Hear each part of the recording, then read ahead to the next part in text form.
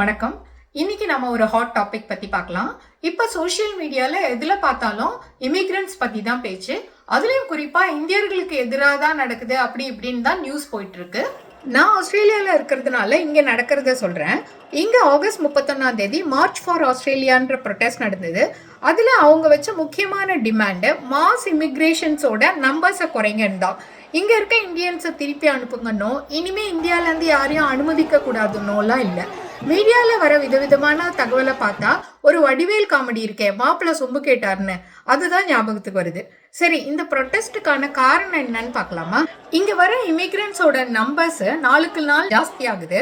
ஆஸ்திரேலியாவோட மொத்த பரப்பளவு பார்த்தீங்கன்னா இந்தியாவை விட 3 மடங்கு பெருசு. ஆனா இங்க இருக்க மொத்த மக்கள் தொகை 2.5 கோடி தான். இப்ப இங்க வீட்டு வாடகை, ஹாஸ்பிட்டல் ஃபெசிலிட்டி, மற்ற இன்ஃப்ராஸ்ட்ரக்சர்ஸ், ரோடு, டிராஃபிக் எல்லாமே கரண்ட் கெப்பாசிட்டிக்கு தான் இருக்கு. இப்ப இங்க இருக்க இமிகிரன்ஸால இந்த எல்லாத்துலயும் பாதிப்பு வரும், இவங்களோட குவாலிட்டி ஆஃப் லைஃப் குறையும் அப்படின்னு இவங்க ஃபீல் பண்றாங்க.